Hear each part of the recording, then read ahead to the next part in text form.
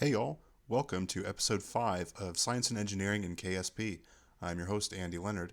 Up till now, we've only really covered orbital mechanics, stuff like Kepler's laws, orbital elements, and velocity, and we haven't really talked about spacecraft design practices. So we're going to change that this week. We're going to talk about the rocket equation, we're going to talk about the thrust that you can get from rocket engines, and we're going to talk about propellant mass optimization. Now, why are we going to cover these things? What's the point? Well, I don't know if you know this, but getting stuff to space is really expensive. It's anywhere between $5,000 to $20,000 per kilogram just to low Earth orbit. And when they plan a mission, engineers have to account for every last kilogram that's going into space. Now, in KSP, we can always add more boosters to our rockets, but that's not usually the first solution in real life because it gets expensive really quick. So, understanding how your engines change your orbit given your payload mass and propellant mass is really critical to planning a successful mission. So, with all that in mind, our mission today is to get this communication satellite into a geostationary orbit. And it's a pretty basic satellite. I'm using one of the smallest probe cores that we can have in the game, and I only have two RCS thrusters for attitude, two big solar panels, big dish, battery, and a reaction wheel, which I'll have to do an episode talking about reaction wheels because they're pretty cool the way they work. So our goal is to get this to space, to geostationary orbit with as little wasted propellant as possible. Okay? And we're going to make a couple of simplifying assumptions in talking about the rocket equation and all that other good stuff. We are going to assume that we are completely non atmospheric in flight. I just have not had the time to go and get a really good understanding of how KSP's atmosphere model works. So for now, we're going to just start off in low Earth orbit and we're going to transfer out to GEO. Another assumption we're going to make is that there are no forces other than thrust acting on a rocket at any given time. Now, in real life, you have to account for gravity and other stuff like that, but we're just, to simplify things, we're just going to account for the thrust. And finally, we're going to assume that we're at 100% throttle all the time for all of our burns. You can change the throttle anywhere between 0 and 100% in KSP, but it's easier to make the calculations that we need to make if we assume full thrust with the full force of the mass coming out. All right, that's enough for the intro. Let's go look at the equation. So here is the rocket equation in one of its most useful forms. It was derived by Konstantin Tsiolkovsky in the early 1900s. Actually, it was derived by a couple of dudes earlier in the 19th century, but Tsiolkovsky was one of the first people to apply it to space travel and to think about the implications it would have for space flight. So that's why he's the most strongly associated with it, and he's kind of considered the father of Russian rocketry. So what do we have here? We have delta V equals V equivalent natural log of initial mass over final mass. So what do all those terms mean? Well, we've talked a little bit about delta V. We glossed over it last week, and that's just your change in velocity in meters per second. Your equivalent exhaust velocity is the product of your rocket engine's specific impulse and G naught. Now, the specific impulse is just basically a measure of efficiency of your rocket engine. And G naught is the gravitational acceleration at Earth's sea level, which is about 9.81 meters per second squared. In the version of KSP that I'm on, we're going to use 9.82. I believe it's been corrected and updated, so now it's about 9.81, but we'll just use 9.82 for applications in the game. And these mass terms, m naught is your initial mass in kilograms, and mf is your final mass in kilograms. Now, you have to be kind of careful it seems like everybody has a different convention for what they name these. So you'll see m naught over mf, and then you'll see me, or you'll see mf over me, so full mass over empty mass. And you'll also see ms plus mp over ms plus mp plus mf. So that's structural mass plus payload mass over structural mass plus payload mass plus fuel mass. So that's one thing to look out for and be very careful of whenever you pull this equation from another source. So the main arrangement of the rocket equation that we're going to be concerned with today is this one. And to get this equation, all we have to do is divide both sides by equivalent exhaust velocity, exponentiate both sides, and then multiply both sides by final mass. And when we do that, we learn that final mass times e to the delta v over equivalent exhaust velocity is equal to initial mass. And then going from there, we figure out that our propellant mass is equal to our initial mass minus our final mass. The difference there is just all the mass that we've burned, right? You'll also see sometimes that we can characterize this in terms of the mass ratio. So that's the initial mass over the final mass, and it's always going to be greater than 1, right? Because we can't burn a negative amount of fuel. So let's dive in a little bit more and let's talk about staging and why we always want our rockets to have multiple stages. Here we have a single stage rocket with 2 big fuel tanks and 1 rocket engine, and we get 5,027 meters per second of delta V, and that's not too bad. That's a lot of delta V. Now our thrust to weight ratio here is low, but we're not going to worry about that just for now. We're just going to focus on the amount of acceleration that we can get. And so 5,027 meters per second, that's pretty good. But what happens if we were to take the same amount of fuel and use the same amount of fuel for each stage? Basically, if we were to break this into 2 and then at each stage have a different rocket engine. Well, you see our total delta V has jumped up to 5,456 meters per second. So what we do is we fire this stage, and then this fuel drains, and then we get rid of it, and then we fire this rocket, and this fuel drains. And the reason this is so much better is because we have less mass to accelerate once we drain these tanks, or this big tank here, because once this is drained, this becomes basically useless, and it's just empty mass that we're pushing around for no reason at all. So it's a lot better to just have one engine and use this fuel here and then get rid of all of it, and just this fuel here and this structural mass here of the tank and everything with this engine. Even with this second engine and even with this added mass of the decoupler, we still end up getting a better deal and a better bang for our buck. Now that we know what we need to about staging, let's go over the mission. We want to start from a 100-kilometer circular orbit and get out to geostationary orbit.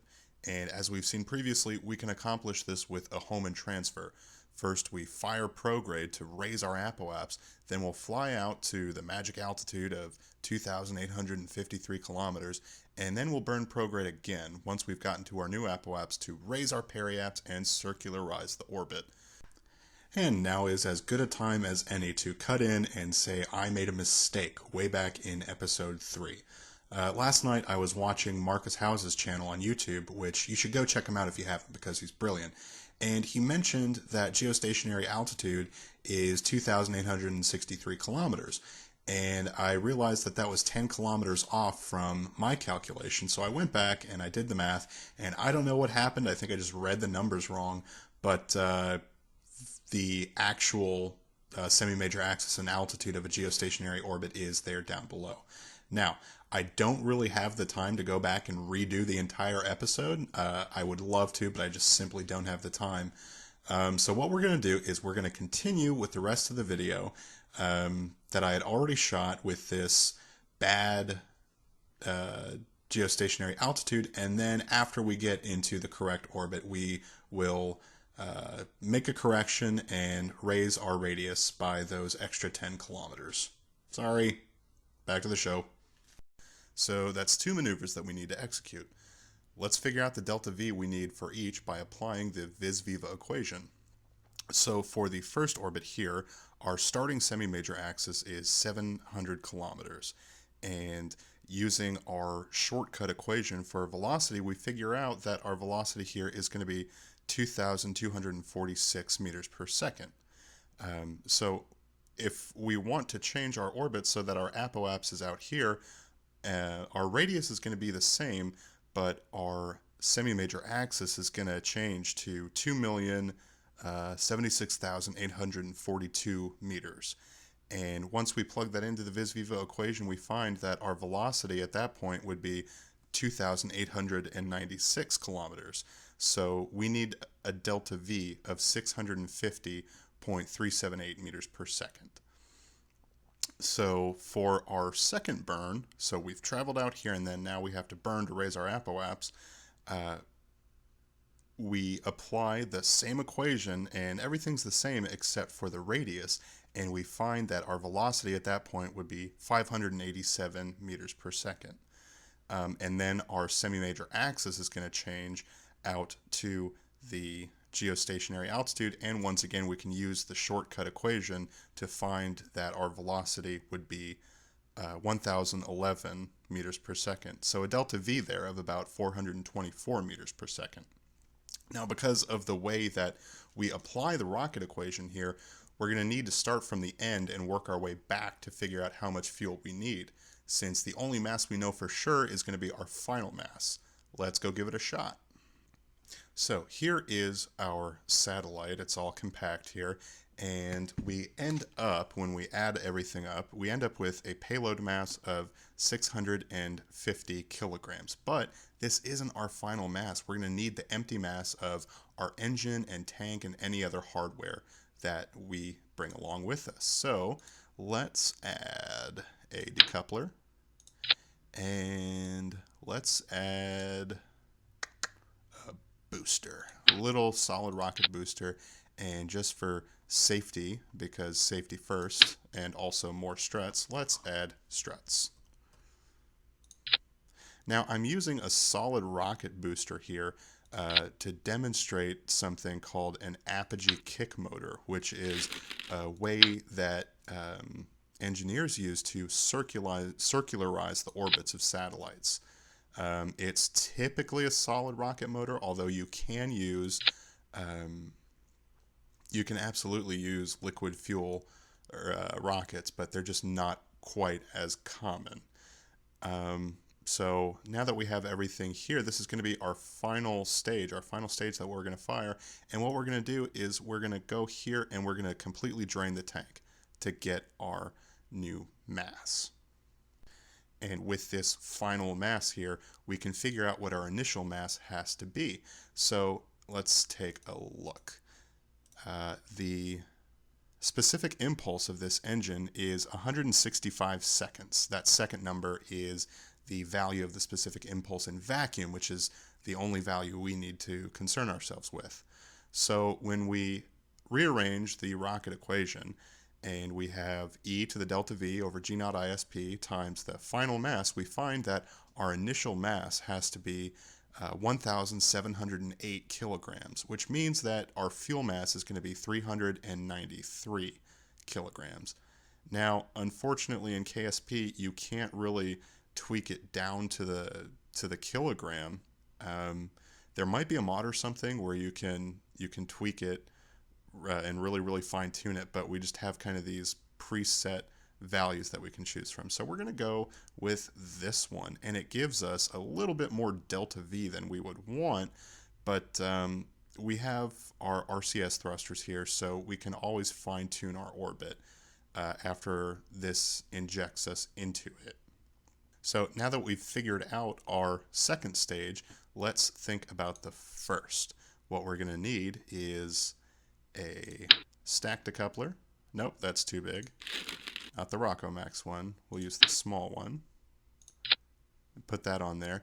And let's just start with the smallest engine and work our way up. So we'll start with a very small fuel tank and the tiniest engine. Not the tiniest engine, but one of the tiniest engines. And then bam, you can see that our delta V is 653 meters per second for this stage, and we needed a delta V of 650 meters per second. So that's pretty good. Just the way the math works out, the ratio of initial mass to final mass is 1.211, and when we throw everything up in the equation, we see that this works pretty well, even at full mass. So now that we have our vehicle that is capable of getting us to geostationary orbit with as little waste as possible, let's talk about how we know when to fire our engines.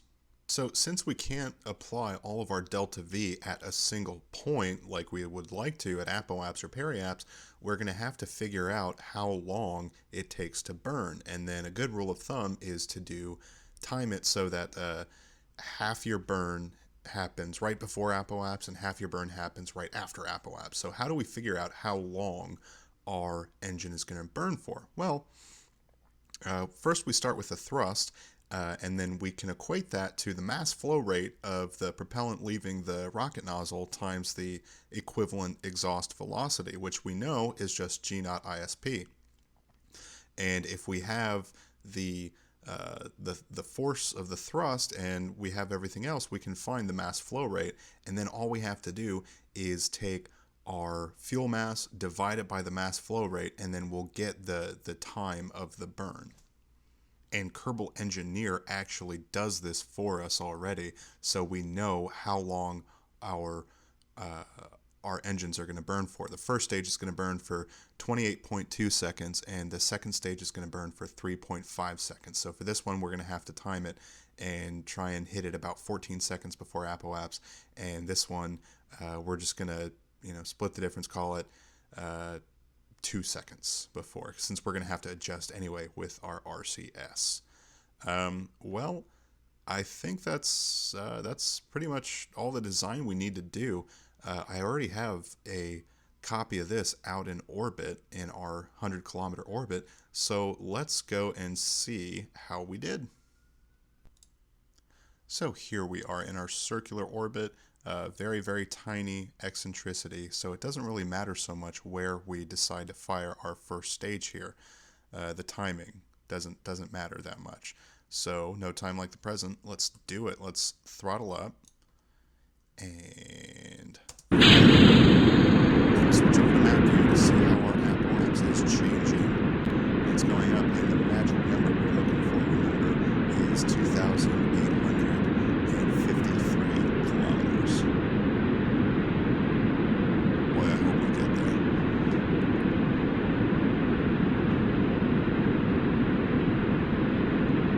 Come on. Yes! We did it almost perfectly. Like in the hundreds place here, it would be slightly different, but we got pretty close here. So let's go ahead and warp on out to apoapse and then circularize there. So our time to apoapse is steadily falling, and we're going to get ready to fire our apogee kick motor here pretty soon, and hopefully it won't be too far off. We will be a little bit far off. We will be a little bit off because of the extra mass, but hopefully it doesn't make too much of a difference and is correctable with RCS. Let's go. All right, let's see how we did.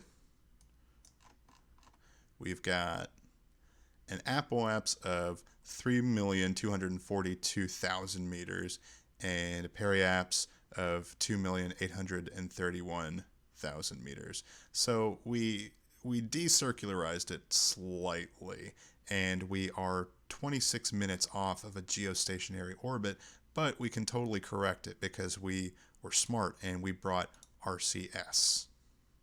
And there you have it. That little jitter right there tells you that we have circularized, and we have an orbital period just under a day. So let's switch over and let's get rid of our stage of our apogee kick motor here, and let's make sure that we are pointing towards the planet, and let's deploy our dish. Yeah, so we just got a satellite in geostationary orbit with as little waste as possible. And yeah, just goes to show you that planning your mission is the key to mission success. But of course, planning can only get you so far if you don't do the math right. So here we are. I think there was a weird thing with the autosave. So we're in our orbit before we corrected it the first time. So that where the apoapse got kicked out a little bit further and our periapse got lowered. So remember, we're going to try and go for the true value of the geostationary altitude, which is 2,863,000 kilometers. So what we're going to do is we're going to warp ahead to our apoapse, and we're going to fire to bring our periapse out. And once we get to our periapse, we're going to fire retrograde and bring our apoapse down to the proper value. And there we are. We are just about to finish our adjustments, and you can see the apoapse and periapse changing there, which means we have circularized.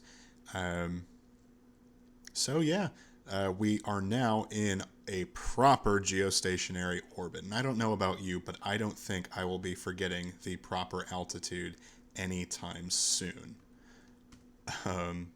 Thank you for watching. I hope you had fun watching. I had fun making it.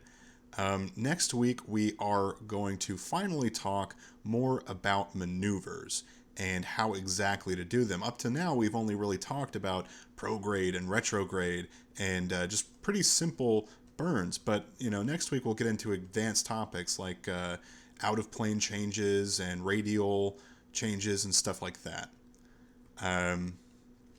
Last week, YouTube user Jens Hausherr commented and asked if there are going to be any episodes where we go to the moon.